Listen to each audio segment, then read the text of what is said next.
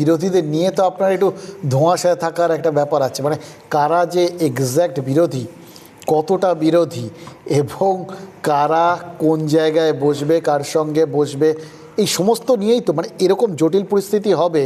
কে ঋতব্রতপন্থী তৃণমূল, কে আপনার কালীঘাটপন্থী তৃণমূল, এবং আজকে যেরকম দেখলাম কল্যাণ বন্দ্যোপাধ্যায় তিনি প্রশ্ন তুলেছেন যে এরপর যদি বিরোধী দল নেতা তিনি কিছু বলেন, সেটা যদি কিছু লোক না মানেন তাদের কি অবস্থান, মানে এরকম একটা জটিল জায়গা, এটা সামলানো বেশ তো কঠিন জায়গা। দেখুন, সময়ে বলে দেবে পরিস্থিতি, গতি প্রকৃতি। এই মুহূর্তে দাঁড়িয়ে আমি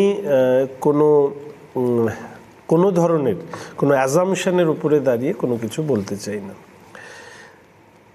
দল হিসাবে তৃণমূল কংগ্রেস তারা বিরোধী, এটা তো প্রতিষ্ঠিত হয়েছে, তারা শাসন ক্ষমতা থেকে সরে গিয়েছে।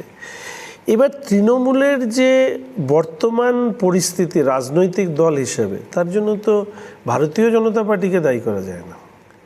সরকারে যারা এসছেন ওনাদের অভ্যন্তরীণ যে বিষয় সেটা ওনারা মেটাবেন। আমার কাছে ওদের এই অবস্থা আর কি না, এমনিতেই এটাই হওয়ার ছিল। একটা পরিবারকে আঁকড়ে ধরে কোনো আদর্শহীন একটা জায়গার থেকে রাজনীতি করাটা খুব কঠিন। কোনো একটা তো লক্ষ্য থাকবে। তৃণমূল তৈরি হয়েছিল যদি সেভাবে ধরা হয় বামপন্থীদেরকে সরানোর জন্য, তো বামপন্থীরা সরে যাওয়ার পরে তো আর ওদের আর কাকে সরাবে?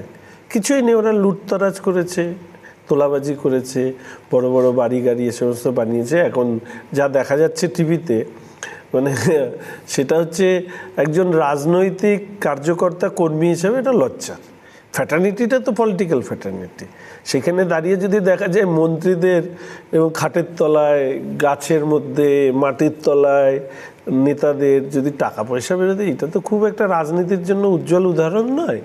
ফলে সেই জায়গায় দাঁড়িয়ে আমি ব্যক্তিগতভাবে মনে করি তৃণমূলের যে পরিণতি এটা হওয়ারই ছিল, এবং এর থেকে মনে হয় সব শাসকেরই শিক্ষা নেওয়া উচিত যে শাসন পরিচালনা করা আসলে একটা পরিসর। সেই পরিসরে মানুষকে আপনি কি উপহার দেবেন সেটা নির্ভর করবে আপনার উপরে। আপনার উপহারে যদি মানুষের মধ্যে তীব্র নেতিবাচক ধারণা তৈরি হয়, তার ফল কি হতে পারে সেটা তো বর্তমানে তৃণমূল কংগ্রেসকে দেখলে বোঝা যায়।